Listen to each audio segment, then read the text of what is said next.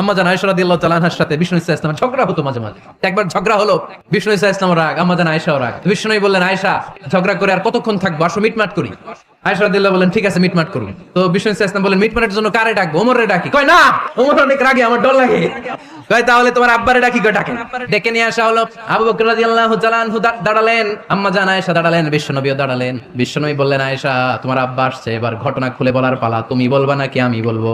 আম্মা জান আয়েশা বললেন, আপনি বলেন, তবে যেটা ঘটছে ওইটাই বললেন, মিথ্যা কথা কইেন না। আবু বকর রাদিয়াল্লাহু তাআলা আনহু রেগে মেগে আগুন। কি বিশ্বনবীকে মিথ্যা কথা কখনো বলবে? রেগে মেগে দিলেন মেয়ের গালে এক চড়।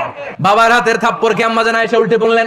সাইয়েদনা আবু বকর রাগে গড়গড় করছেন, আবার মারার জন্য তেড়ে গেলেন। এবার বাঁচার জন্য আম্মা জান আয়েশা বিশ্বনবীর পিছনে যে আশ্রয় নিলেন, বিশ্বনবী বাঁচানোর জন্য দুই হাত মেলে দাঁড়িয়ে গেলেন। বিশ্বনবী যখন দুই হাত মেলে দাঁড়িয়ে গেলেন, সাইয়েদনা আবু বকর রাদিয়াল্লাহু আনহু থেমে গেলেন।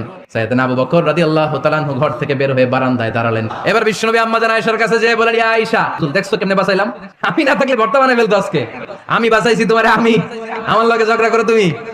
লজ্জায় পড়ে আম্মা জান আয়েশা খিলখিল করে হেসে দিলেন, বিশ্বনবীও হেসে দিলেন। দুইজনের হাসির মধুর আওয়াজ শুনে সাইয়েদনা আবু বকর বাইরে থেকে অবাক, কিরে এতক্ষণ না ঝড় তুফান, এখন দেখি হাসি। সালাম দিয়ে অনুমতি নিয়ে ভিতরে ঢুকলেন, ঢুকে দেখেন আম্মা জান আয়েশাও হাসে, বিশ্বনবীও হাসে। এবার সাইয়েদনা আবু বকর রাদিয়াল্লাহু তাআলা আনহু বললেন, ইয়া রাসূলুল্লাহ, দুইজন যুদ্ধ লাগলে মীমাংসার জন্য যেমনি আমারে ডাকেন, এরকম হাসি আর আনন্দের মুহূর্তেও আমারে একটু ডাকেন।